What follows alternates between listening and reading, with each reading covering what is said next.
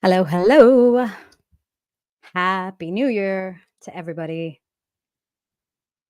Let me just take this banner off.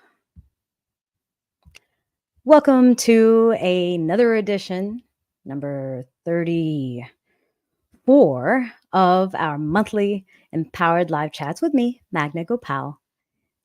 Wherever you are joining from, shoot me a comment and let me know city, country. It's always interesting to know how international our audience can be. Today is going to be a special recap. I've gotten quite a few questions. I asked everyone on Facebook and on Instagram, what are some of the questions that they'd like me to answer? And I got some really good questions. So I'm looking forward to diving into those. And of course, my own personal lessons that I have learned in 2023, which hopefully can serve you well also.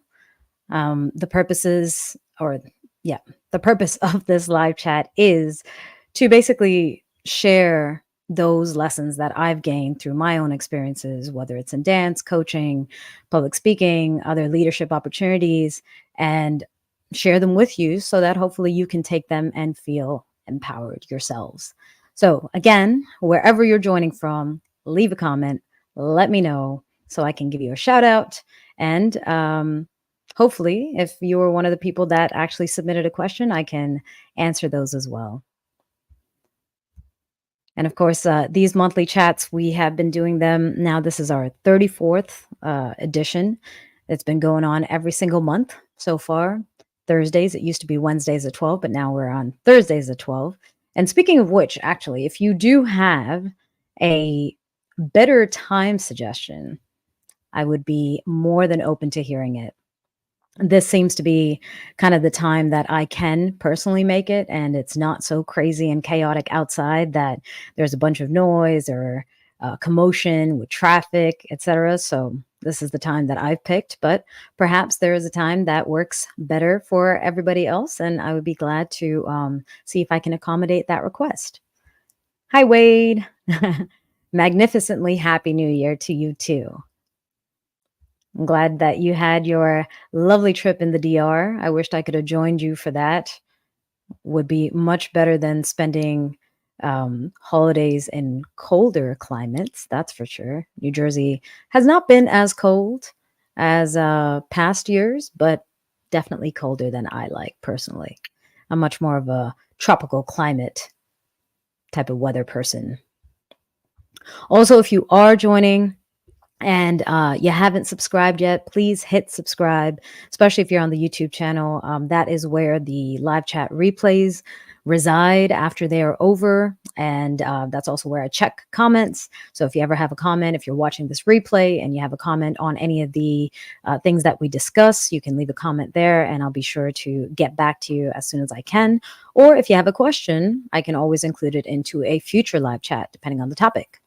And if you want to support, that's one of the ways you can do it. Easiest way to do it, cheapest way to do it.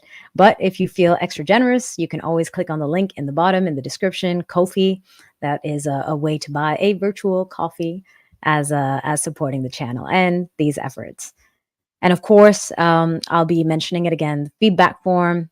If you have any feedback or if you have any questions or if you have any comments about any of the things that we discuss, especially if it's personal and you don't feel like sharing it in the public comments, by all means, use the feedback form. Couple of special announcements too. I mentioned it, I think I mentioned it last time. There is a new home for all my courses and 3 new courses that have been added on my website, magnagopal.com. You can check those out. There are 3 master classes there. There are about 3+ hours of instruction and feedback.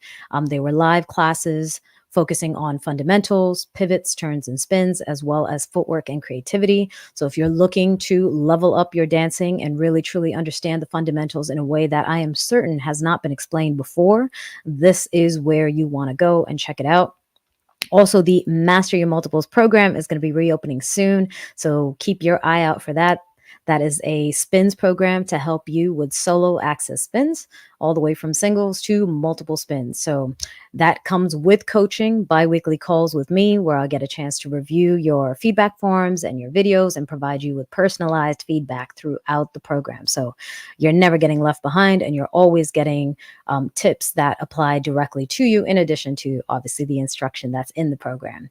And if you haven't yet, please check out the Empowered with Magna podcast. That is available wherever you listen to podcasts: Apple, Spotify, Amazon Music, Google Music, et cetera, et cetera. I'm not sure where else people listen to podcasts. My source has always been Spotify, but check it out. Help me get to 100 subscribers. I would appreciate it.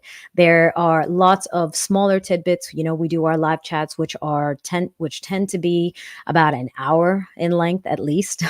I don't remember any live chat that's gone on for less than an hour. But the Empowered podcast is shorter clips that include tips about empowerment, about mindset, public speaking, communication, relationships, some dance related stuff as well. But there's a lot of stuff there that are 5 to 10 minutes, easy to consume. So let me again put out a request. Whoever's joining, leave me a comment. Let me give you a shout out. Let me know where you're joining from, which city, which country, etc. And I am going to get into today's topic. Oh yeah, actually, you know what? I would like to do a little quick mic check. I know last month we had some issues with the mic. I got a new one, as always, constantly getting new devices and things to add to this whole platform, this whole product. So let me know if there's any issues with sound at any point. I will do my best to fix it, but hopefully today we have a seamless live chat with no audio issues whatsoever. That being said, today, as it is the new year, it's January 4th, I like to do the first live chat of the year, reflecting on the past year and kind of talking about the experiences that I've had and the lessons that I've learned. I did get quite a few questions from many of you, and I would like to address those as well. So I will get to that. But there was one question that James had asked, which was thinking back towards an experience in 2023, what would you have done differently? What did you learn? What steps would you have taken to achieve a different result? Or what did you just learn in general? And so that got me thinking about 2023 experiences. And I'm going to talk about 4 items. I tried to kind of make it a little bit thematic, or kind of concentrated into a bucket that we can discuss. So, one experience, and this one, I'm not sure who else it would apply to, but this one was a tough one. And this is a financial experience. So in 2022, I had made an investment into a business venture with a friend that ended up being a huge loss for me. And it resulted in a loss of much more than just capital, just my capital investment, just money. It ended up losing a lot more things than that. And that lesson, that experience, first of all, I'd like to say that I blame no one but myself. As always, I think there's the challenge of accountability and making sure that we are looking at our lives and taking responsibility for the choices we make, whether we are informed or not informed, but not really passing the buck. Because ultimately, it's you who decides whether you're going to do something. It's you who decides what you're saying yes to, what you're putting your time, effort, money, attention into. So, that being said, I blame no one but myself for the outcome of this decision. But I definitely learned a lot of things about what not to do. So, the first lesson there was reading the fine print. I know we all sign lots of contracts. I mean, anytime you sign up for a phone or internet service or anything like that, there's always a terms and conditions, right? And we tend to just gloss over most things and hit check, yes, I accept, sign our name, and then we're into a commitment of some sort. So in this case, the fine print wasn't as extensive as my, phone service provider contract, but I did not read all of the fine print, or I did not completely understand the fine print, or I understood it or misunderstood it based on my own experience. So one would be reading that fine print. And the other part would be getting multiple eyes to take a look at something, especially if it's something important to you, where you would feel a loss if something were to go wrong before you sign. And it's not just about getting multiple eyes, but getting multiple experienced eyes. So for me personally, I had a certain understanding of things, and I approached it with that understanding. I know how to read. I can read the words on the paper, and I looked at it and I said, "Okay, all of this makes sense to me." Of course, I didn't actually delve more into the detail until I started to feel pain from this investment, losing a lot of money constantly. And that was when I started discussing not the actual fine print of the contract or the actual investment, but just kind of the pain points. And I was discussing this with various friends of mine, all with their own different experiences and backgrounds, whether it's in finance, whether it's in human resources, whether it's legal, whether it's real estate, leadership, anything, management, all of those details. And so these people with these experiences, when I started talking about this, we started to go into more detail about the actual fine print of this contract.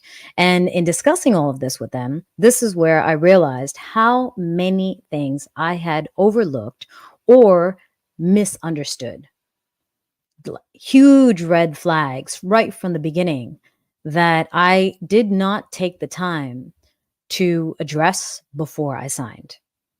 And of course, when things were going bad, all of these things popped up. And because they were either not outlined or defined, or they were defined poorly, now sure, I could pass the buck, but ultimately I did sign that contract. And so I had to look internally and say, well, shit, Magna, you didn't do your due diligence, right? So when it comes to those details, it's super important to read those fine prints and get those experienced eyes to give it a second, third, 10th look over before you say, all right, I'm going to go all in. Then, with regards to that look over, there's this element of negotiation, right? So, first of all, you can always bring your suggestions to the table. And sometimes, depending on the person that you're engaging with or you're interacting with, there might be an urgency, and they might be putting extra pressure on you because they have their own deadline, or because they are looking for something to move a certain way at a certain speed.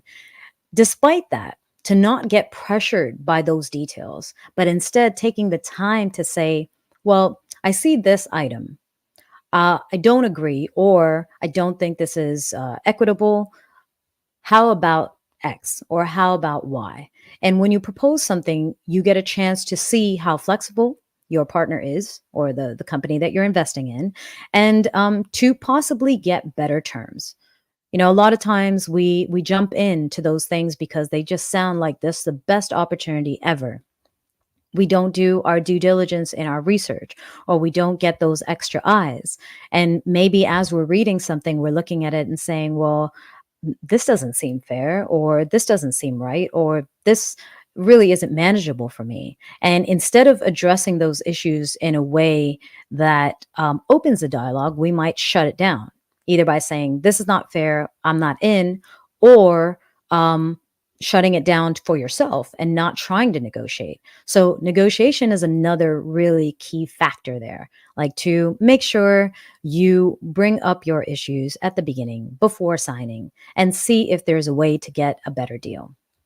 Which leads me into my next lesson. Uh, when it comes to business, people are in it to make money.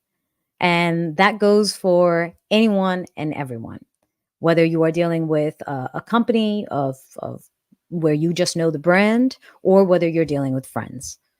Ultimately, if we are creating a business or running a business, we are hoping to make a profit. We're not there to incur a loss back to back, months, years, etc. So, given that, you've always got to remember that the party that you're working with is most likely going to advise you in the direction that makes them money, regardless of your concerns, constraints, your interests, or your limitations, right? Their interest, even if they're your friends, okay, their interest is always going to be self motivated before it's directed to you, before it's there to accommodate what it is that you need or you want or you can do or what you feel is acceptable and fair. So, whenever you're in those situations, make sure you understand that. And if there's anyone that you're getting advice from, it most likely should not be the person that you're partnering with, especially if there is money to be split or some kind of commission or anything like that.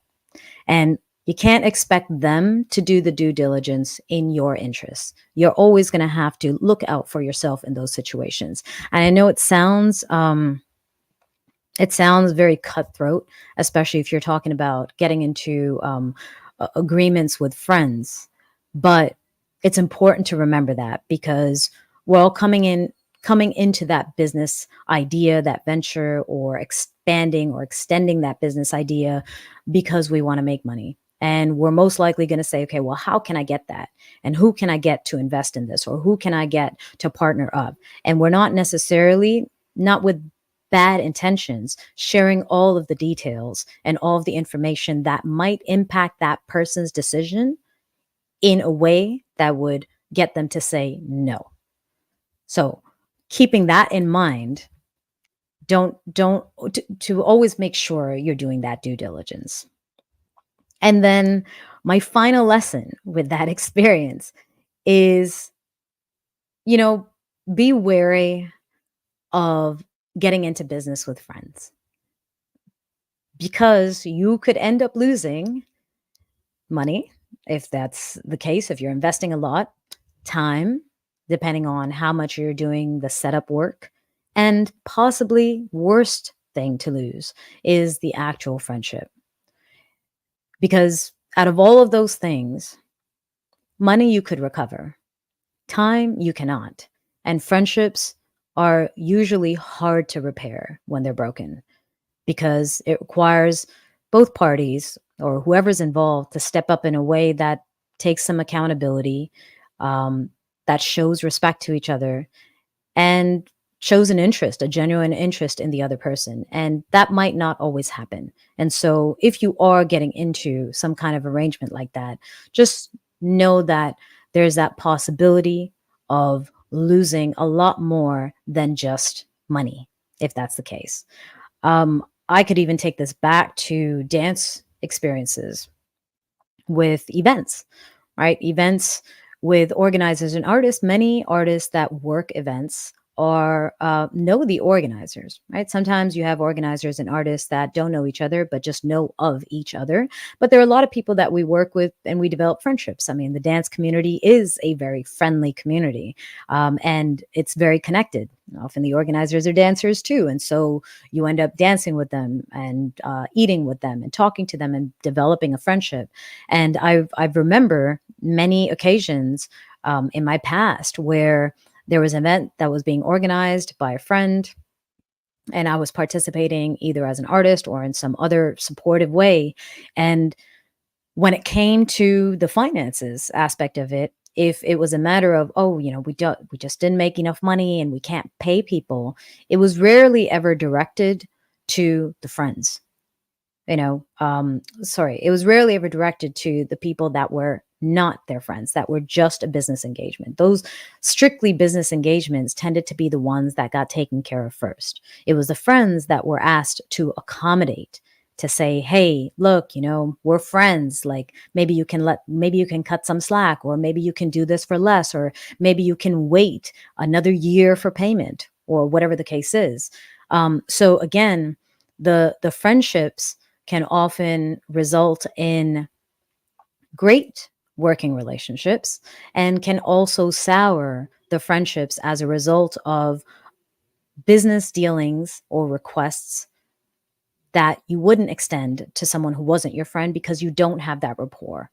So be careful in those situations whenever you're working with someone who is a friend, who is someone that you trust, that you care for, that you support, that you're very clear on what you're expecting and how you want to be treated in that relationship, friendship aside, because it really sucks. I think the greatest loss from this investment wasn't the money. You know, the money is, again, like I said, is something that can be recovered, renewed, made again from scratch in other ways. But the friendship, losing the friendship, damaging that friendship is probably the greatest aspect of that loss that I feel personally.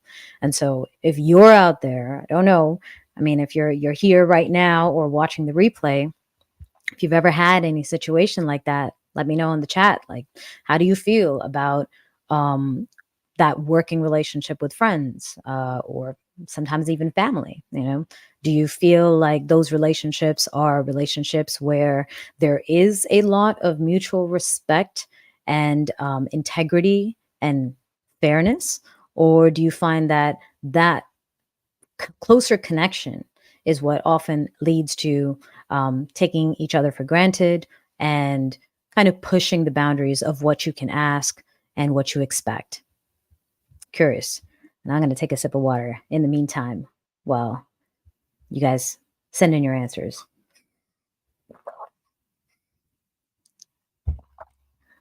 Again, if you are just joining, welcome. I'm Magna Gopal, and this is our monthly Empowered with Magna live chat and Q&A. If you have any questions for today, by all means, throw them into the chat. And also, if you're here, let me know where you are joining from so I can give you a shout out for the new year of 2024. All right.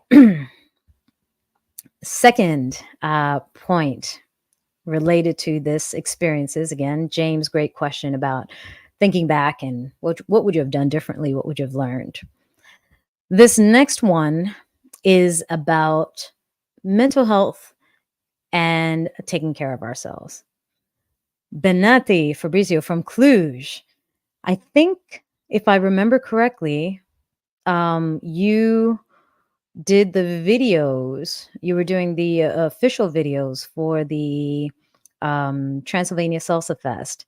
If I remember correctly, I think that's your name. I have a couple of your videos, social dancing videos that were absolutely beautiful. Great production.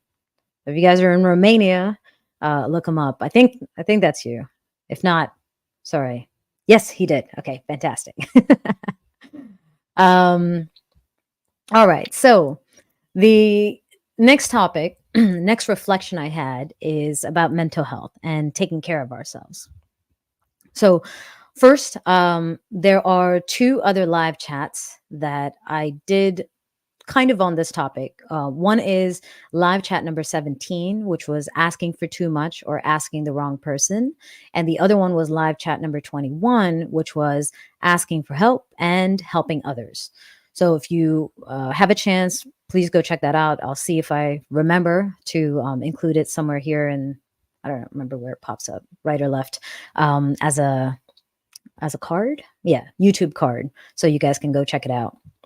Um, but this is about understanding when your self-interest is actually becoming self-destructive.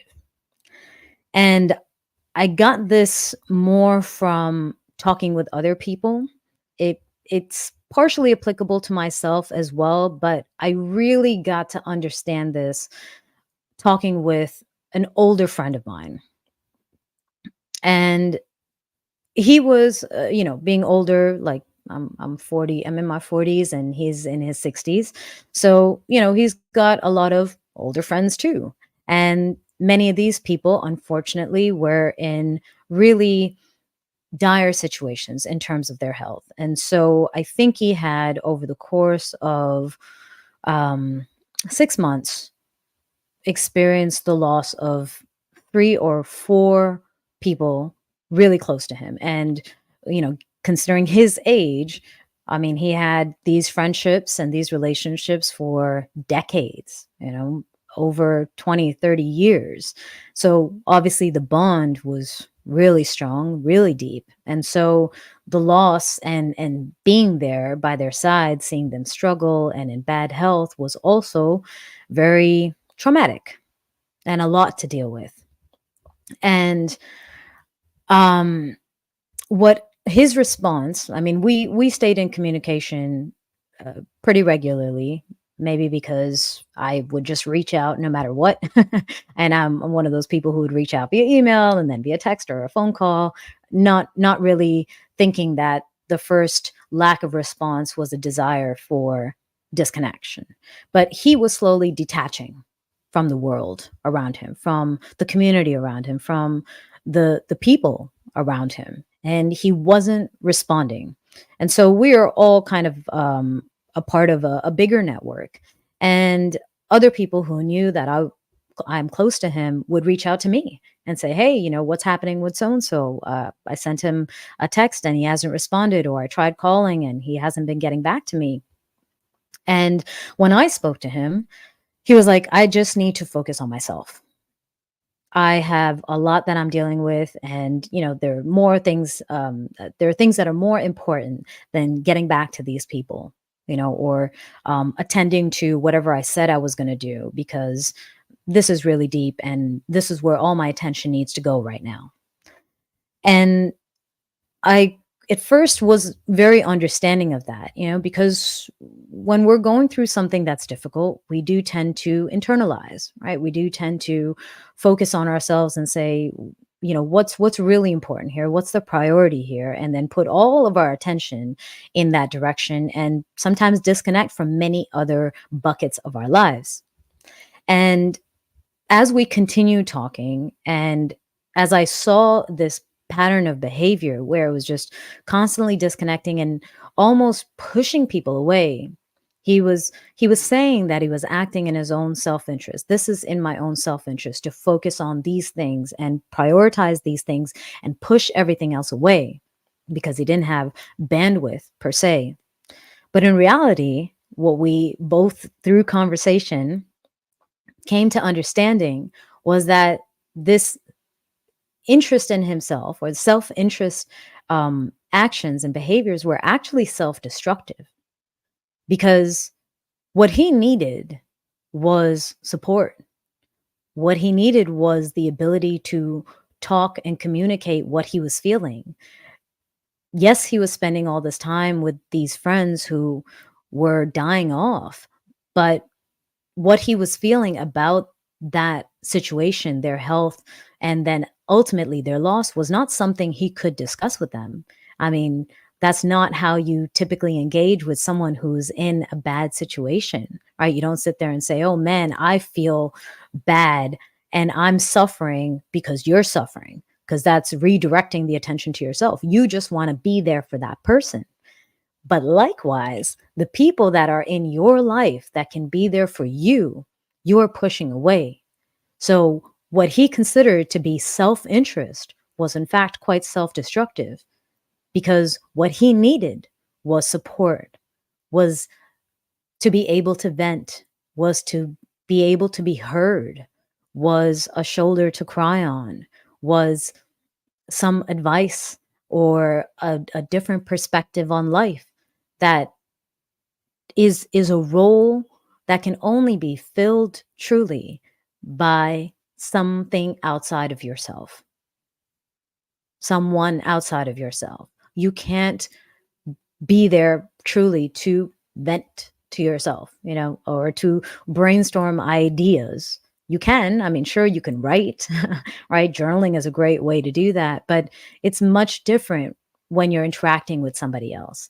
And so there's nothing wrong with focusing on yourself, with prioritizing the things that are important, that are especially quite time sensitive, right? Especially when it comes to life that could be gone within days. Um, but the people that are reaching out to you that you know you can trust, instead of completely disconnecting from them and saying to yourself that they wouldn't understand, or I don't have time for this person, at the very least, identifying or expressing to them where you're at. And if you need support, then you extend that request. And if you need time, you extend that request too. But if you are just disconnecting from everybody without explanation, people eventually stop trying because we have a tendency to internalize, and we might think, wow, maybe I did something, or you, for being unresponsive, have an issue. And so do I really want you in my life? But if you can communicate at the very least that simple, this is what I'm going through, or this is what I'm dealing with, and I just need some time to process it. At least this person understands. Maybe they don't understand what you're dealing with, but they understand you're dealing with something and that you're not just completely rejecting them in that relationship. And as a result of them knowing now that you are going through something, they can be on standby and they might check in more often. With this same person, um, I was traveling in Europe for 3 weeks, and usually I would talk to him more regularly, but because of my trips, I wasn't in communication, and I ended up calling him and reaching out because I know he takes my calls. And I reached out because I got a text from somebody else saying, "Hey, this is really uncharacteristic of this person to ignore so many messages. I don't know what's wrong. I don't know what's up." And then they expressed this other sentiment, which was um, oh, an experience of their own, which was something related to someone who kind of stopped interacting and stopped engaging, and nobody understood why. And then before you knew it, this person had gone into depression and like ultimately committed suicide. And the only way they found him is because finally somebody was like, let me go check in on this person. Right. And so there are consequences to disconnecting when you know there's support, but you feel like there's no support. And so that level of communication with people is really important, especially people you trust, people who are close to you, people who are friends who you can confide in and not feel judged about what you're feeling or what you're going through or how you're directing your attention and your resources. So on my trip, on my travels, like I'm busy every single day. I'm teaching, I'm going out to events, I am sightseeing, I'm spending time with friends who I haven't seen in 5+ years. Um, I still made the time to call this person. And it was really in that conversation that I was like, I'm so glad I'm checking in on you because what's going on? Right? And it's only because I already knew, because he had told me some things in the past, but I had no idea the extent to which he was suffering and trying to deal with all of this on his own. So, the lesson I got out of that, and I've seen quite a few people do that, and personally I've done that as well. Now, it hasn't really been with the loss of life, so it's been other things which perhaps I've diminished their importance and said, it's a small struggle. I can deal with this on my own. But the lesson I learned out of this is like, don't push people away. Right? If you're going through something, um, no matter what it is, let somebody know. Try not to go it alone. Like even if you do need time to process on your own, even if you need time to be with your thoughts, your emotions, whatever you're feeling, that's okay. But keep somebody in the loop because you never know how these things can creep up on you. And you never know the impact that they can have on your mental health, on your emotional health. And before you know it, you're losing all the marbles of control in your hand and you have nothing. And then you really feel like you have no one because you feel like you pushed everyone away and now nobody cares, when in reality they always cared. They just didn't know how to connect with you.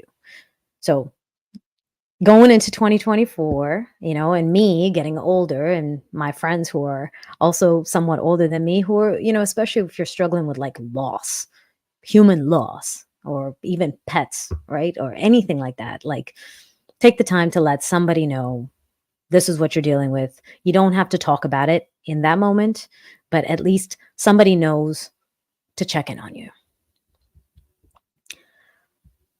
Comment here. I think this is related to the previous lesson I learned. Way partnership with friends is beneficial and very effective when the goals of building a company are long term because it sets a tone for patience, resilience to gain profit. Absolutely. Yep. It does depend on the partnership. Depends on how much is invested and how much is at risk, and how that risk is distributed. I feel like it's much more equitable and respectful when the risk is equal for both partners, but not so much the case when the risk is lopsided towards one person, because then the person who doesn't feel the risk or is not at risk of a great loss is not as invested in making sure things are fair and equitable and attending to things in a timely fashion or addressing details to minimize the risk for the other person. So, again, whoever's here, let me know where you're joining from.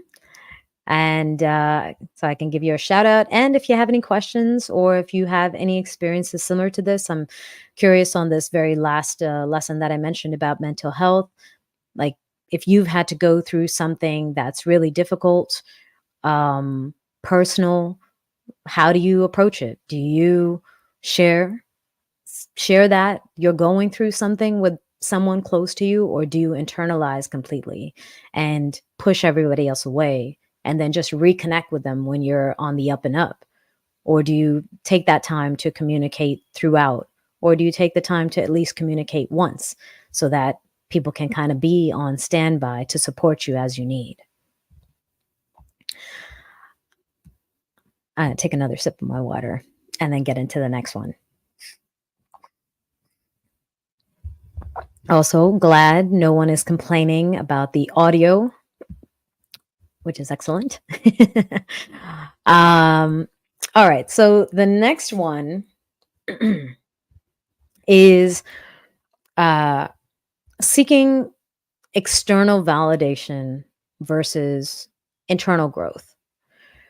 There are a lot of things that I've experienced in this past year, especially within Toastmasters, like taking on the role of club president and area director, which put me in a position to interact, coordinate, and lead people to action, many different people and many different personalities.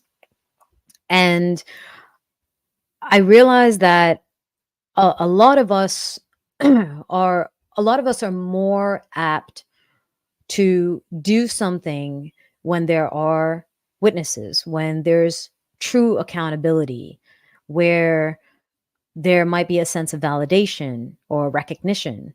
But the our ability or desire to do the work regardless is much lower. It's like, what are you doing when no one's watching or acknowledging what you do? Right? Are you still putting in the same effort? Are you still showing up on the same level? Is your sense of integrity intact? So, for example, I'll give an example through some of my communications. Um, when there were group meetings and there was a call to action, and someone agreed to do something, there are other people in that meeting that were witness to this agreement, and the follow through would be very quick. When whatever it was that needed to get done was something that would benefit that person too, because pretty much everything that we do, we are learning. I mean, hopefully we are learning from every instance, and that's really a matter of mindset, like whether you've got that mindset of growth and opportunity to see it wherever it is. But whenever there are other people present, there was this greater accountability and a greater drive and desire to act and do whatever it is that they said they were going to do, or to research or learn. But without the accountability, lots of people would drop the ball. And it was really interesting, but also very unfortunate to observe because many of these people showing up in a public space, and by public, I just mean um, other people around, right? Not necessarily outside in public, but other people around, not just you and that person. When they would show up in these spaces, they presented themselves as one type of personality. They presented themselves as people who were interested in growth and development and wanting to learn and wanting to contribute. But when it was one on one, they still presented themselves that way, but they didn't actually follow through on many of the things that they said they would do. And it kind of also goes towards learning, right? Like, let's look at dance classes, for example. There are many people that take dance classes, and when they're in a class, they are attentive and they're paying attention and they're doing the moves. And it's because there's a teacher and there are other students. Like, they can't really show up in that class and stand around do nothing because they would be judged, right? Well, why are you here? You don't even look interested in learning. And they can't just do things half-assed because, again, there's kind of a unspoken judgment that's present. Those same people, if they're doing an online class, right? The attention and effort, like, there's an interest there, and there's an interest for self-development and growth, and they know that the resource is present. There's lessons there if only they apply themselves. But the quality of their engagement and their commitment and the consistency of it is very different than when other people are present and watching. Right? Whereas the growth, the level of growth, internal growth that they would experience would be the same, if not more, if they applied themselves in those moments that nobody else is paying attention. And yet it is different, right? The quality of engagement, the quality of commitment, the consistency of commitment is different. And basically, like, for me, what I observed and what I am learning is, you have to seek that personal growth in everything and ensure that you're showing up in a way that's consistently improving so that you can be better in the future, right? No matter what you're pursuing, you're always going to be improving in that way. And if you're looking for that external validation, there's so much growth, the opportunities for growth personally, just within ourselves, the things that we do when no one else is watching, that if we are waiting for someone else to hold us accountable or waiting to report what we've learned to someone else, then we are missing out on, like, most of the opportunities for growth that are in our lives. And personally, the majority of my growth is a result of my integrity to show up at my best always, for me first, and then as an extension to everyone else beyond. And this one is an important one because I've seen that even in the online classes that I offer, right? There are classes where I can see the progress of students going through material, and the program that involves the coaching, like the Mastery of Multiples program with the coaching, I see the progress of the student because every other week we're going to be reviewing what you learned in the past 2 weeks. And so I see people showing up. But in some of the other courses, I see the interest, like, I want to improve my fundamentals. I want to improve my spins. I want to improve this, that, and the other. But because I've paid now for this course, I have it in my pocket. Where's your effort? Right? Yes, there's no coaching. No one's going to be checking in. You don't have to report to anyone that you've been doing the work. But why aren't you doing the work? Right? Who is it going to benefit? I mean, even with the coaching program, ultimately it benefits you to do the work. So even if there's nobody holding you accountable, even if there's no one you have to report to or show what you've learned, you should always be stepping into that space to learn and grow, because you are ultimately always going to be accountable to yourself. And it depends on the standard that you hold yourself to. That's going to determine how you show up. Couple of comments here. Leslie, Portland. Happy New Year to you. Hugs and kisses back to you. From CDMX, what is that? Central District, Mexico, I think. Saludos. And Wade, I'm thankful for having tons of people that I communicate about anything, no filters. I can trust they're listening from a positive place and provide solutions. No holding back if the solution is painful also. That's fantastic. And going back to, the mental health element, I I feel like the more you are in a habit of sharing and communicating, at least with a handful of people, it doesn't have to be everybody, not broadcasting everything to everyone either, because then you have an influx of like so many different opinions and advice and whatnot, that then you're even more, then you feel even more lost than before.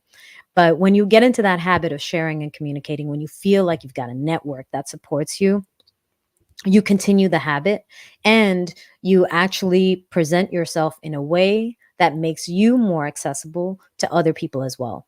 People that don't have that habit. Like personally, like I said, my life, my experiences, I have tended to go it alone. Every struggle that I've had, I've tried to deal with it on my own before I've communicated anything to anybody. And most of the time, the communication, when it does happen, is after I've already found a resolution internally, after I've processed everything by myself, not necessarily by talking it out. Right? Whereas now I'm learning, and I'm learning the importance of it even more so because I'm seeing other people who are doing it the same way that I've been doing it, and seeing their deterioration, their emotional deterioration, their mental deterioration as a result, because they are holding on to so much that should be shared, that could be shared, and they're working to their own detriment by not sharing that, by not keeping somebody in the loop, and I don't want to do that. Obviously, like I said, I am living in the interest of my becoming my better self, becoming better than I was yesterday, growing as an individual, and growing in my abilities to provide to other people and be there for other people. And I'm realizing that my way of doing things is not the way I want to be, and it's not healthy ultimately. So I'm working at that. And I think most of you who are extremely independent and self reliant, and like, I'm a fixer, I'm a go getter, I can get this done on my own, I don't need anybody's help. Just keep it in mind. It's not that you're incapable, it's just easier, when you know you have support, and there's always somebody there. They're like, the older we are, the more people we've met, maybe the more people we've lost along the way, but the people that are still there are usually the ones that are just absolute gems in our life, people we can rely on and we should rely on. Because also, going back to the other live chat about asking for help and helping others, there's a beautiful feeling that you feel when you can be there for somebody else. And so why take that away from our closest friends? It is a gift that we're giving them to feel that they've been useful to us too, that they've been supportive, that they've been helpful, that they were there when we needed them. Um all right. The last point before I address the questions that more direct questions that I received. This one is about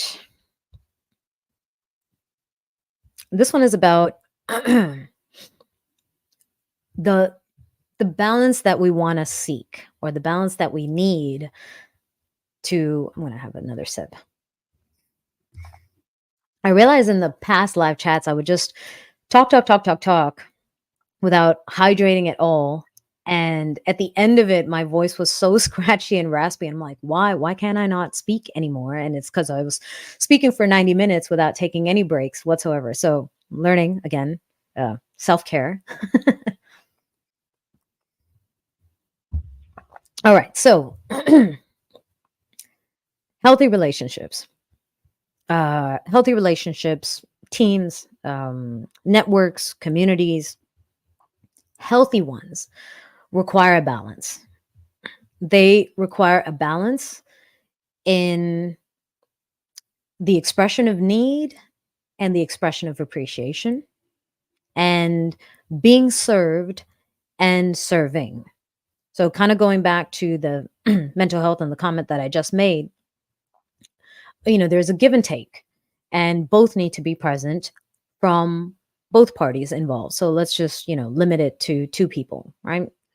It needs to be present from both people. Otherwise, you feel like you're being taken for granted or you're being taken advantage of. And this topic I kind of talked a little bit more about in the how we show up, and is live chat number 24. 24, yeah, live chat number 24, how to live your life with integrity, right? Which is about how you're showing up. So let's think about the teams, right? Or communities or networks that we belong to. So what makes you a member? So let me go back to Toastmasters, right? Toastmasters is a network, is a community that I'm a part of. Dance is another one. What makes you a member? Well, I paid my membership. I show up to meetings. What do I get out of it? What do you get out of it? Whatever community you belong to. Well, I get opportunities to share ideas, to communicate, to present speeches. Great. How do I interact with it? Many people within, let's say, Toastmasters, show up with the intention of just speaking. But a Toastmasters meeting involves multiple roles, right? Any meeting actually involves multiple roles. If you're part of a community, yes, there are things that make you a member. Perhaps it's just being present. Maybe it is a financial subscription of some sort. Maybe it's a payment of some sort, or just clicking hit join, right? What you get out of it is probably the reason you went into it. And how you interact with it is often for the purpose of getting out of it what you went into it to get. Really wordy. How you interact with it is to get what you want out of it, right? So you interact because, well, I go to the meetings because I get a chance to speak, right? Or I go out dancing, or I pay for classes because I get to be a better dancer, whatever the case is. But the question that we do not ask of ourselves when it comes to teams, communities, networks, it is, what is our contribution? What is your contribution? Right? What are you doing?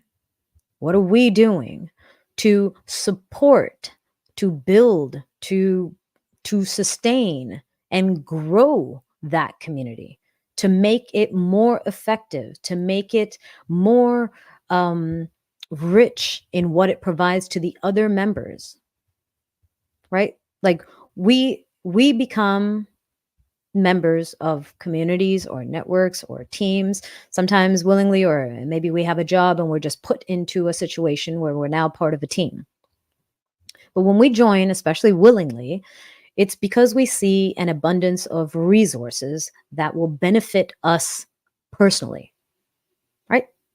Toastmasters was something I joined because I saw an opportunity for more public speaking. Dance, because I saw an opportunity to move and dance and meet people for me, right? Any other team, even a company or organization, right? Because I see an opportunity to make money, to grow financially, whatever the case is. We rarely think about how we're contributing to sustain the community. Like, what are we doing to help it thrive, not just survive? How are we helping it thrive? Because we always think about that thrive and survive thing as it relates to us. But I mean, the only way we do that for ourselves is through reaching out and connecting with the resources around us. But what are those resources? Are they not being provided by other people? So are we just spending our entire life taking, taking, taking, or are we giving back? So um, let me give let me first say a little hello. Yesin Mutati. I don't know if you're still in Kenya. If you are, hi. Happy New Year. And Paul Zajak, Happy New Year to you too. A long time friend from Toronto back in the days when I first started and I was doing all my kiki steps. But yeah, let me go to Toastmasters.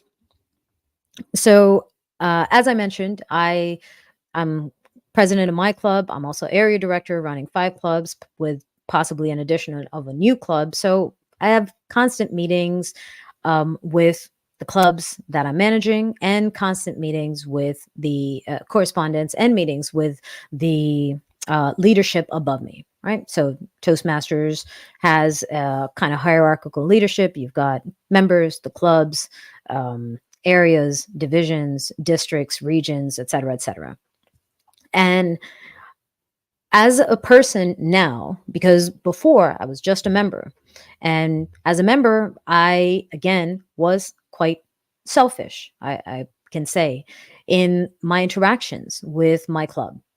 I interacted when I needed something, right? So if I needed to schedule a speech, I would then reach out. If the vice president of education reached out to me and was like, oh, I need to know if you're going to be doing this, or if you are working on this project, or give me more details, or provide me with this information because we need it as a club to manage something, I wasn't as responsive. Then, in the role of president, now all of a sudden, I'm the person reaching out to our members. I'm the person reaching out to my team. And it's the same, there's a difference between how correspondence and communication is respected top down versus bottom up. And it goes back to that idea of community, teams, networks, and taking versus giving, right? Using the resources versus contributing to the resources, being a resource yourself. So we have lots of correspondence from a district level. There's a lot of information, things that are happening, trainings that are happening, trainings that need to be verified. And that comes down, trickling down to all of the other areas, divisions, areas, and clubs. And many people do not reply. Like I want to say I don't get it, but I do, because I was that person. I was the person who was like, this doesn't really relate to me, or this is not important to me right now, so I will not prioritize my response to it. But once you're in a leadership position, you're managing other people, and you also have someone else to report to, or you need the information from these people to be able to do whatever it is that you're doing. All of a sudden, you start to respect the requests that come to you, because you understand that you are a piece in a bigger puzzle. You're not just an entity on your own. And so going back to the correspondence, there was a lot that was coming from the district level, a lot of requests for people to respond, and not that much of a response. However, when it was a club that needed something, they expected information from whoever was higher up, whoever was the resource, the bigger resource supporting the community beyond. When they needed something, it was like, hey, I did this. Where is this information? I don't see it showing up. Right? Someone needs to attend to you immediately. Otherwise, you're frustrated and you're upset. But you are a part of that same system.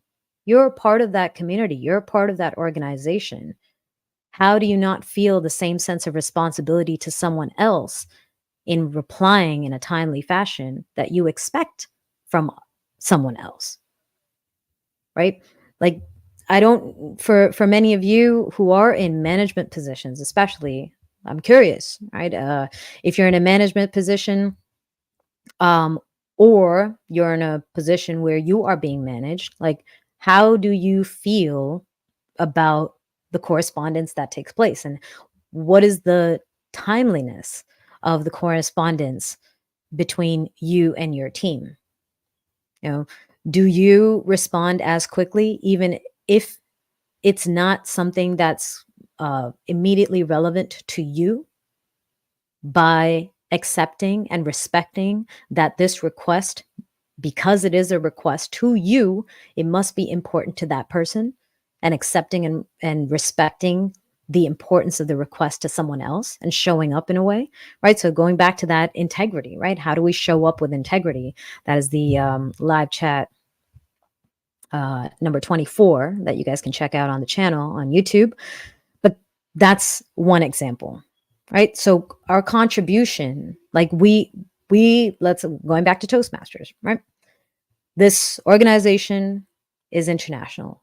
It exists because of volunteers, right? There are few paid positions, but most of them are volunteers. People take on these roles to improve, to contribute, right? You take on a role, a leadership role, so that you can be someone who is now doing something for an organization that has served you well.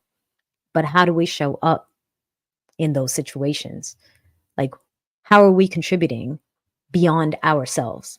Like, even in a leadership position as president, I feel like I took on that position to contribute to my club, to enhance it, to improve its standing, to get our members succeeding. That's my contribution. But my contribution goes even further and even beyond to the higher levels in the organization. You know, just because they need something that doesn't necessarily apply directly to my club, I am a part of their contribution, right? They're contributing to me by connecting, by taking on this role, and whatever I can do to support them, I should. Um, so that's one. Let's go to a different taking and giving situation. Classes and workshops, right? We're there to learn. We are being served by the instructor. Whoever is teaching that class, we paid, right? That we paid for a service, and that person is serving us. So, yes, you could consider your contribution the payment, right? But that is very transactional.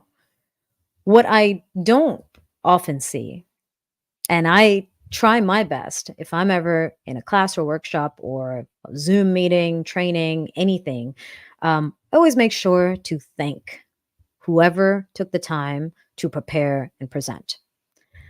How often do we take the time to do that in our dance classes? Here's someone who is taking our learning, our ability to express ourselves to another level.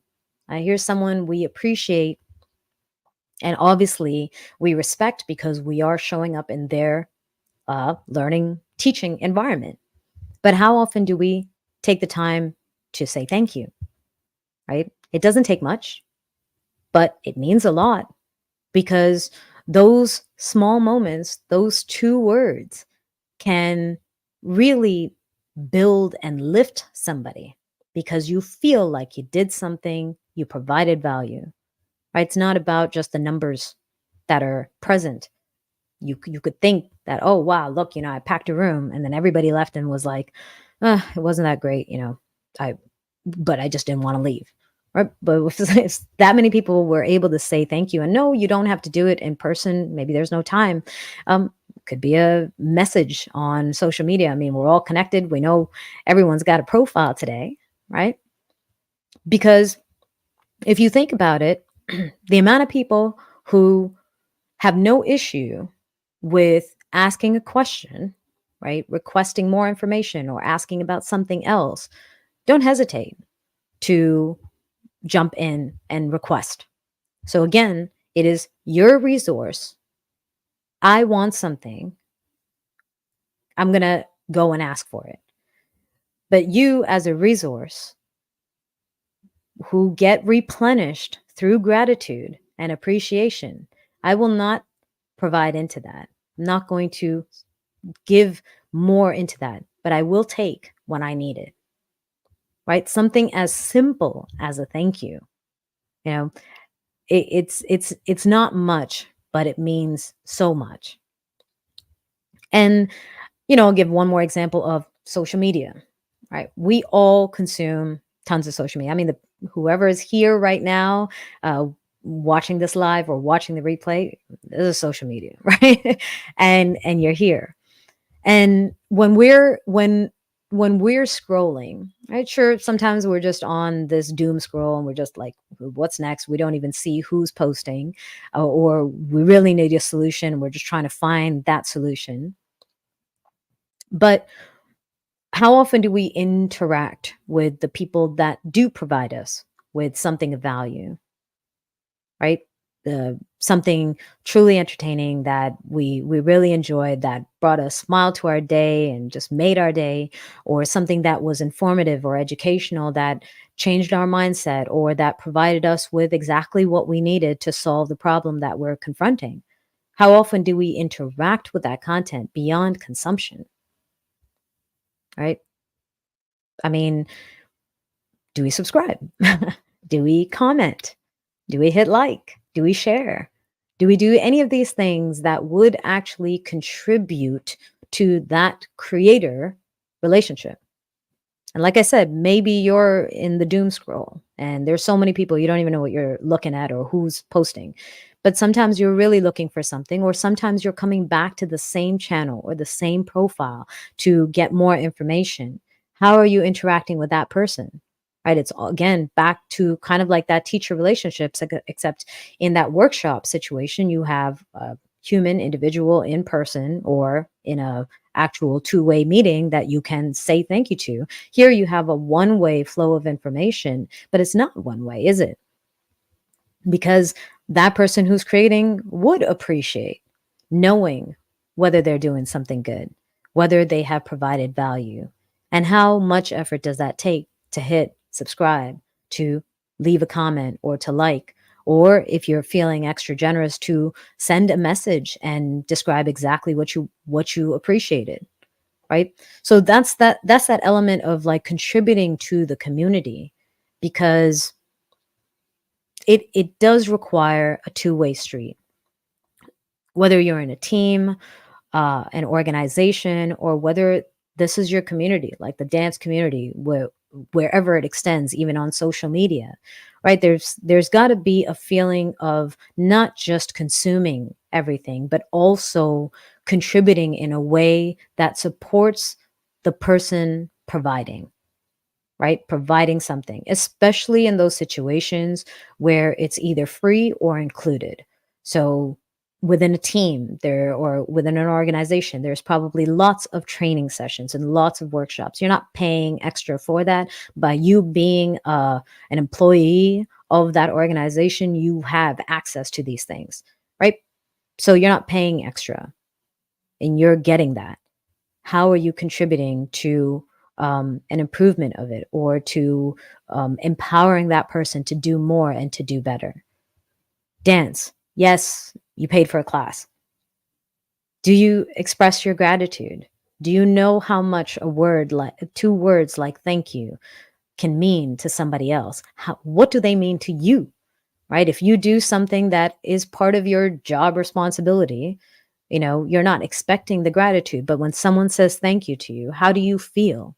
And if it makes you feel great, then what's stopping you from extending that and paying that forward to the people who also provide you with a service that is of value to you, or provide you with information or content that is of value to you? Because the lesson there for me, one, you get more when you give more. And generally, there's a greater desire to support and provide more and more when you yourself feel supported and you feel appreciated. And ultimately, right, we have a role to play in the success of a bigger picture, because we're all part of a community, some community. some team, some group, some organization, even your group of friends, especially if you're all a bunch of people who hang out together, or your family, right? Your communication, your appreciation, your gratitude, your contribution keeps that greater entity functioning. It keeps it productive. It keeps the quality high. It keeps everyone else engaged, responsive, respectful. It brings a bar of integrity, um, and a sense of just living with gratitude, and it builds and strengthens the relationships. So, personally, where I can, I express gratitude. If something resonates with me, whether it's I'm in a workshop, I'm at a presentation, I am engaging with someone, or I'm consuming social media content, if it resonates with me, I interact some way or another. And if I'm asked for something, anything, like going back to the Toastmasters thing, if I'm asked, I try to reply in a timely fashion because I understand that I'm only being asked because it's needed, right? I'm not being asked randomly. I'm being asked because the information that I will provide or not provide, um, is going to determine the outcome of something that this person is working on. So if I'm asked, I will say, if I'm asked to do something, I can or I cannot. At the very least, if I can, then obviously I will be working with that person to help something else, being a contributing member of that community, that team. If I cannot, then this person is no longer waiting for me, and I am not the bottleneck to their progress. And that's the contribution, is to know that I'm opening a door for them to go and seek out somebody else.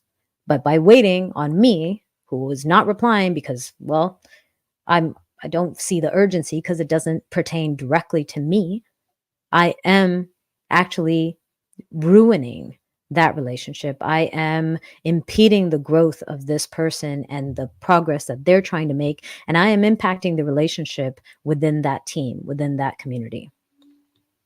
So for all of you, um, maybe 2024 is the year that you fill with gratitude, and don't hesitate to say thank you, to leave a comment, to hit like, to share, and to really communicate when you feel like something has benefited you in some way, to share that appreciation to somebody else. Alfonso, hello, back to Mexico. What do I think about Mexican salsa dancers? Oh, I don't even know what that question means. Everyone I've met over there was great. Not sure what else you're looking for there. Oh, also, so there are a couple of questions I'm going to get into because they're really good questions. But one of my goals this year, 2024, and I'm sharing it now because I know there's a lot of people out there in Asia, especially Singapore, Malaysia, all these places. But my 2024 goal is to achieve my million miler status with United. Um, I I'm so close, and I'm basically 5 trips to Singapore away from getting a million flight miles with United, which is insane when you think about it, because a flight to Singapore round trip from New Jersey is 20,000 miles. So imagine being at 880,000 flight miles, like how many trips I would have taken rather. I didn't even realize how much I traveled, and this is excluding all the trips that I took without even doing it with United, like before I understood that. So that means that I will be in Singapore 5 times this year coming up. in 2024. So if you're in Singapore, you want to connect, let me know. Or maybe there's some other side destination that might be of interest. So keep me posted and I'll keep you all posted. When I've got my dates confirmed, I'll definitely announce it some way or another. All right. So a couple of questions that I got. These are relatively quick answers. One was from Margarita, who asked, how do you create useful self-learning models, the culture of using available resources, live and online, to improve salsa movement, technique, balance, etc. Two live chats that I would recommend watching on that topic is live chat number 31, the importance of asking why, so understanding your purpose, and then live chat number 27, which is how to enhance your own learning experience. First step in anything that's about teaching yourself is to identify what you want to learn and why. Like, get really clear about this, because you're gonna hit obstacles along the way, and if you don't have your purpose, if you don't have your why, those obstacles, when you hit them, instead of pushing through, you'll most likely give up. So understanding the why is really important. And then when it comes to self-learning, it's important to identify and rank your learning styles. So there are quite a few, but to narrow them down, visual, auditory, kinesthetic, reading, writing. So you want to use those rankings to seek out your instruction. So what is your highest ranking? You are good in a kinesthetic environment, so go to classes. Your highest rank style is visual, watch instructional videos online. If you've got those rankings in place, it'll be easier to figure out where to go first for your instruction. Once you have those rankings, you also want to use them to reinforce your learning, because sometimes we say, okay, well, I'm a kinesthetic learner, so I'm going to go to class and I'm going to do, or I'm going to go on the dance floor and do. And that's all good and well, but how are you reinforcing your learning? Because you can learn through multiple models, obviously, but obviously one of them is going to rank higher, others a little bit lower, but they all contribute to their learning. So are you saying, well, this is my style, these other styles rank lower, and so I'm not even going to bother with them? Or are you saying, this is my style, I'll start with this and then I'll reinforce it with all of these?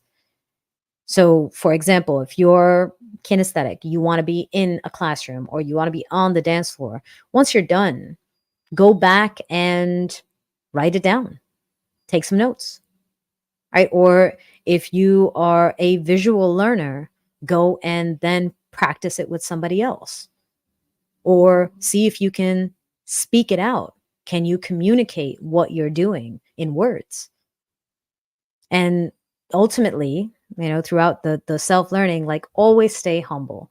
And sometimes you're on your own path and you are doing all of these things to learn on your own, and you start to think, wow, look at how much I've done, look at how much I know it all. And you'll never know it all. And so it's always it's always useful to stay humble in the learning process so that you can be a sponge to the information that's out there. Um, all right. And then Gina had asked, there's a couple, like, three-part question here. How to consume healthy food consumption, how to consume food in healthy ways. Gina, I got to say, I'm not the one to ask of that. I like the idea of balance. I love, like, food too much to exclude unhealthy foods. But my approach is to eat well at home and balance things out so I can indulge whenever I go out to eat, or if I see something that is quite unhealthy. I don't feel like my entire week has been eating unhealthy. She also asked how ways to keep your memory in shape. One is dance. Dance is great because it keeps your brain active. It requires mind-body coordination, quick reaction time, self-awareness, connection with another human being. It releases endorphins, which increase the level of retention that you have of whatever you were practicing and learning or doing with someone else. So dance is great to keep your memory in shape and keep your brain active. Another one is reading. Like, I feel like a lot of us might say we read, but really we're just like reading something quickly in a post. I'm talking reading a book, a proper article, is really great for memory retention and brain activity. And taking notes with whatever you read is even more important. Because sometimes you could go through an entire book and you finish the book and you're like, oh, that was a great read. And someone asks you, well, what are some of the great points in there? And you can't really think about it because you went through an entire, 200, 300-page book. Of course, you're not going to remember all those details. But if you take notes at the end of each chapter or each section and summarize your understanding in your own words, it becomes easier to retain it, easier to recover, or not recover, rather, to replay that information if you ever need. And you can start to apply it to other things. And then, even better, another step is to expand on your notes. So let's say you've summarized a chapter or a section. Instead of just saying, okay, well, this is what I learned, these are the main points, play devil's advocate. What if this thing wasn't true? Then how would this entire chapter apply? Or ask some other what if question and kind of expand your ability to apply the material, to process the material, and put it into different scenarios. And then that way you're really exercising your brain power to understand whatever it is that you read and retain it for the future and be able to apply it to other things as well. And then her last question was the best way to come back to dancing after taking a long break: one dance at a time. It's the only way to get back. It's no difference with fitness. If you're taking a long break, get to the gym or go out and do something, take a walk, do something. That one step that you take is going to make a difference. And all you need to do is just keep putting one foot in front of the other, and you'll be back in no time. Hayes, where is it? Jesus asked, discussing the next 5 years, how do you see yourself, and aspects of your life that you might keep the same or improve. So next 5 years, my goal is to expand my public speaking career to the same, in the same direction as I have with dance. So traveling the world, speaking publicly, sharing my knowledge just as I have done with dance, and bringing other people to another level of empowerment, just as I did with dance. And that is the goal. And speaking of that, if you are connected to a school or a corporation that brings in speakers and would benefit from kind of a nuanced approach to connecting dance mindset with connection, leadership, partnership, communication mindset, let me know. Connect with me. You can send me a message through my website and maybe we can make something happen there. And then as far as what I'm planning to keep the same, not much. Because I feel like everything is always changing around us, right? The environment, the economy, politics, people, accessibility to resources and information, like everything is always changing. So my goal is to adapt and evolve as life requires without losing my sense of identity and my values. Social dancing bachata asked on Instagram, more and more, this one's a cute one, more and more aspiring dancers, salsa dancers, want to look like or be Terry. Why is this so? First, I would say ask them, since I can't read minds. But many dancers, especially aspiring dancers, people starting out, are finding their place, their identity, their expression. And imitation is often the first step to finding that expression, to finding self-actualization, right? To understanding who you are and expressing yourselves authentically. But The challenge is to not stop at imitation, right? To use imitation as a stepping stool to push your own expression, and to not say that I've been imitating this person for so long because this is what I wanted to learn and they were inspiring to me. I've been imitating them for so long that I've lost who I am in this process. And now I got to stay here imitating them and never really be me. So, yes, there's nothing wrong with it. I think we all are doing that in some way or another. I mean, if you think about dance classes, students that are like strictly following an instructor, and the instructor is providing movements, styling, everything is their style. Well, the students are going to come out doing the exact same thing, right? It takes time to go from that process of imitating what inspires you to expressing where you feel inspired. So for those dancers, I hope that they want to look like him, and that's great. He's amazing, but I hope that they continue to seek out their own expression. Um, and then this is going to be the last uh, question. And this was from a female dancer. It's kind of about comfort and body positivity.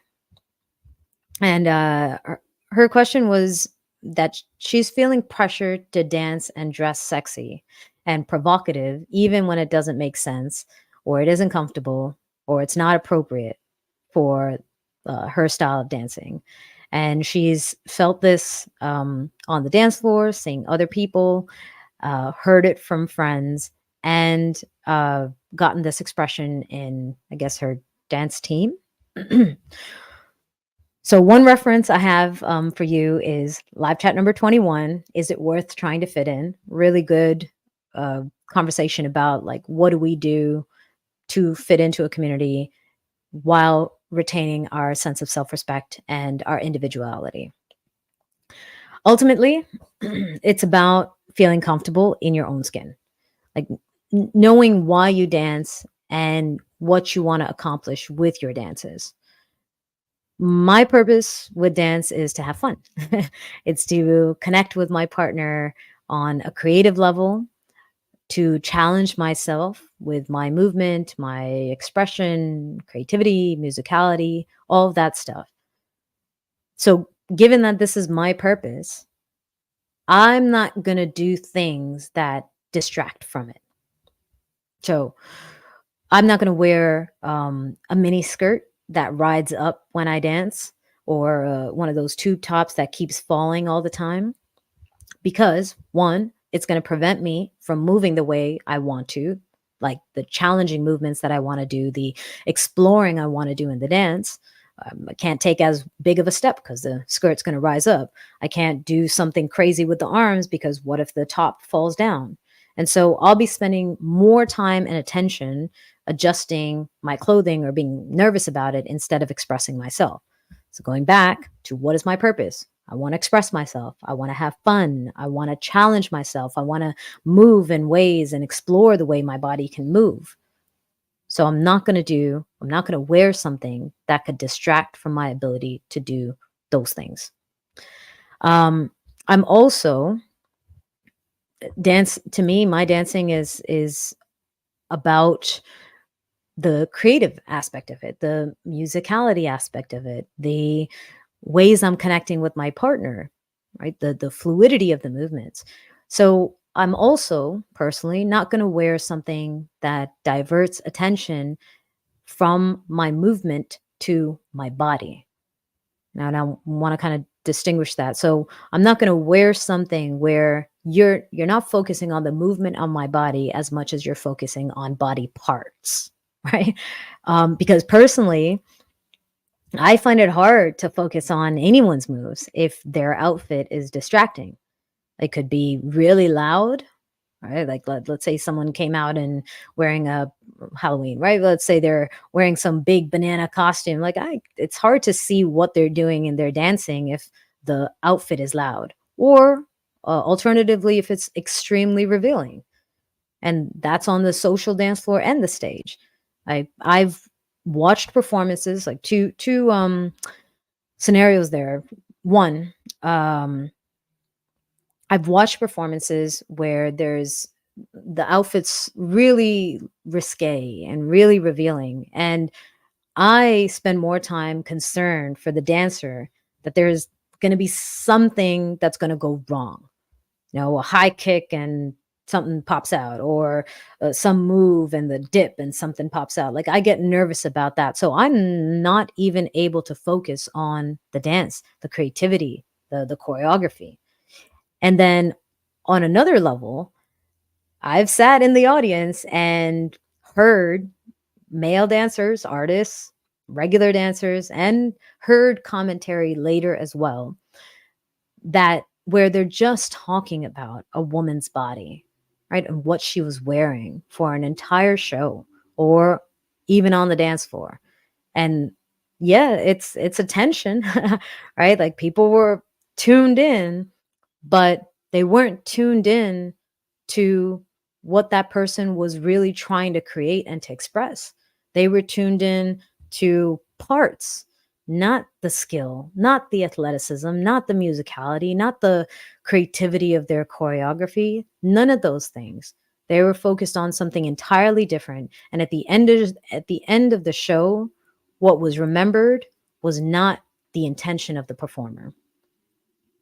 And on that note, the this is to the person that had asked. Ultimately, try to feel comfortable in whatever you're doing, wearing, etc. There's always going to be pressure from the outside, and if you want to, by all means, go ahead. Right? If you're feeling like you want to show all types of skin, you can, and no one's stopping you, and you should feel confident in your body.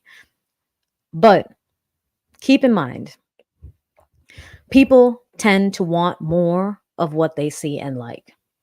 So if you're focusing on showcasing your art, and that's what people remember you for, your creativity, your musicality, and that's what they can focus on too when you're on stage, then you can keep expanding and adding to that repertoire. There's no limit. You can keep learning more. You can keep doing more. You can be better and bring more constantly. But if you accidentally or intentionally divert the focus from your art to your body by, let's say, wearing extremely revealing clothing or risque outfits, then that's what the audience might end up focusing on. And the only way to give more of what they see and like and expect is to wear less. And there is a limit to that. Even if you're, whatever you like, you can't, there's a limit to wearing less until you're completely naked. So think about why you're there. I go back to the beginning of the answer to this question, which is, what is your purpose? What do you want to do? What do you want to showcase? What do you want people to remember, especially when it comes to a performance, right? But how do you want to be remembered? And go from there. If you've got a great body and you want to flaunt it, go for it. But understand that if it's flaunted so much that sometimes the focus might not be where you would like it to be. And all the effort you put into finding a song, cutting up that song, working hours, endless hours in a studio to create a choreography, all of that is not what people will remember.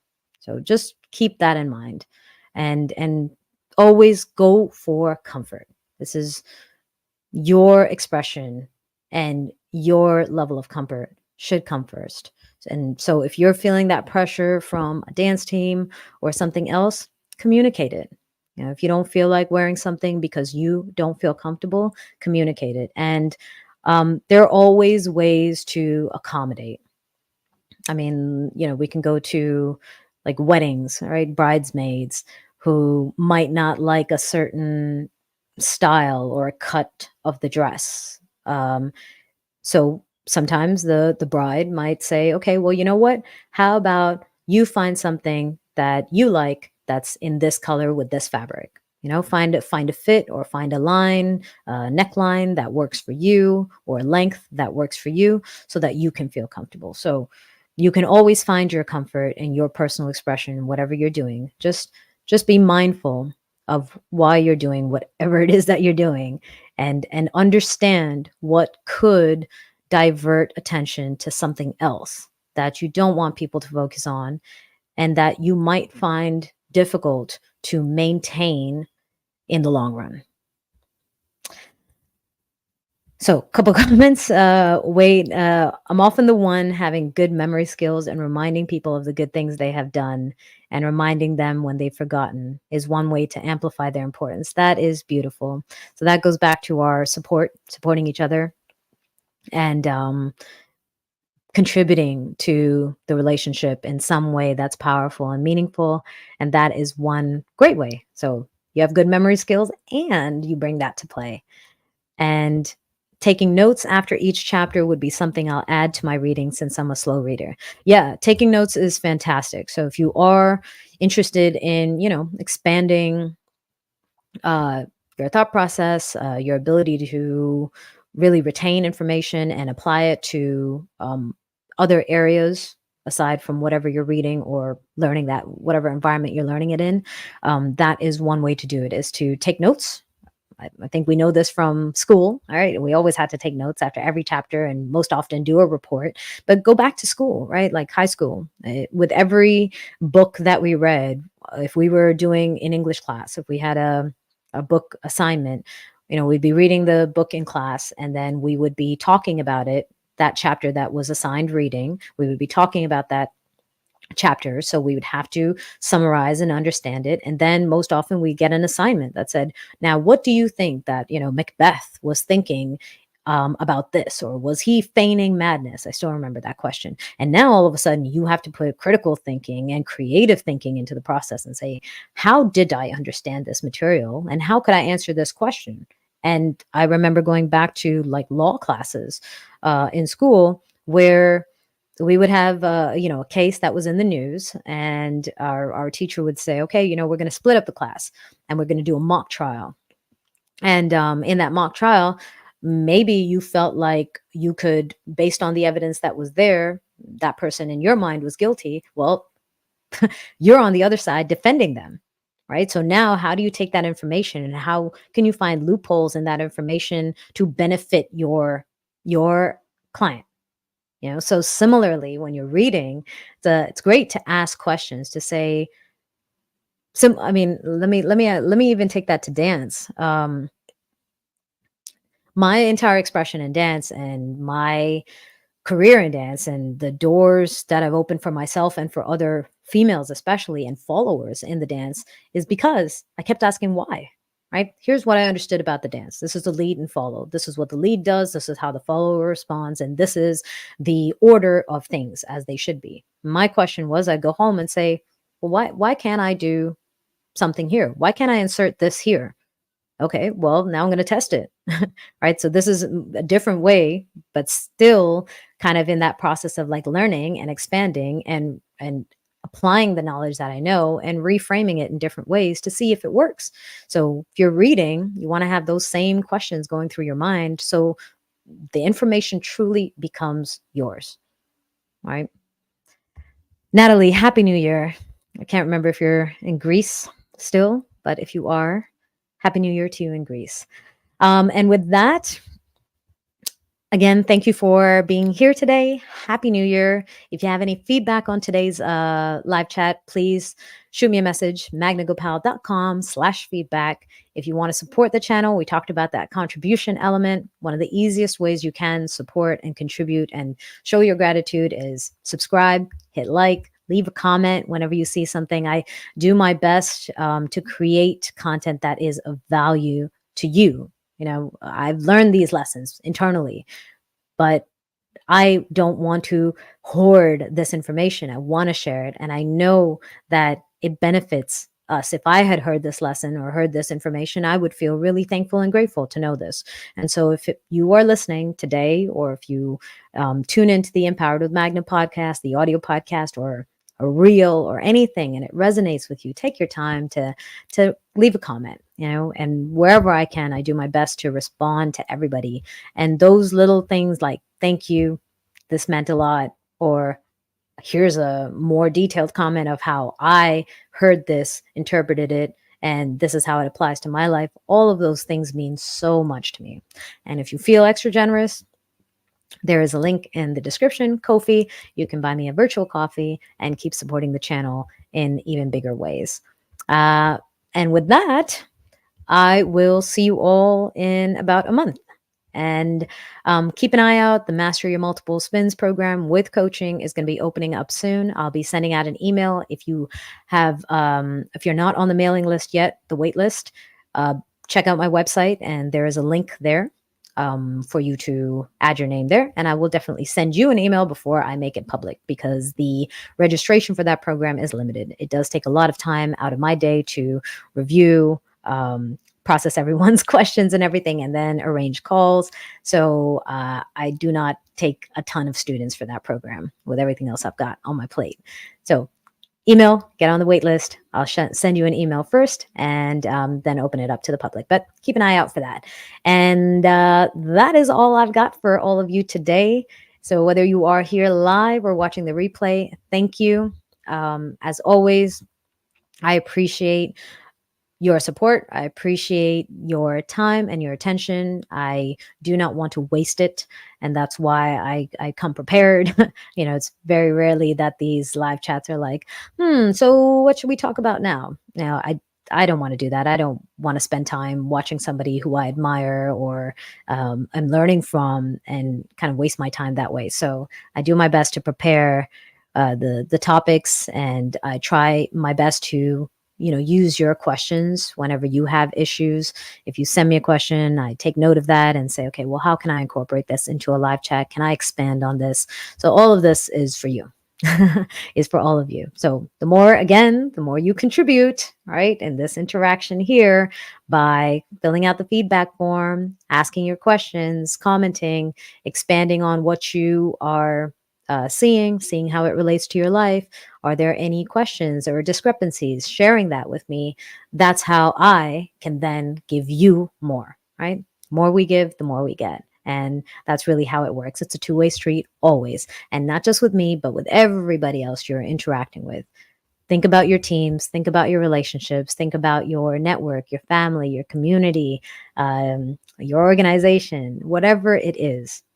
Think about how you can contribute, whether it's through gratitude or anything else. Think about how you can contribute so you can help be a part of the growth and the solutions instead of just taking from the resources. And with that, I wish you all a happy new year, and I will see you in a month's time. Have a lovely rest of your day. Thank you for joining me. Thank you for watching the replay if you're here. And this replay will be available on YouTube, which sometimes I think, why am I saying that? Well, obviously it's for the people who just joined. Like if you're watching the replay, you already know what's on YouTube. Anyways, the replay will be available on YouTube. And I will see you guys very soon.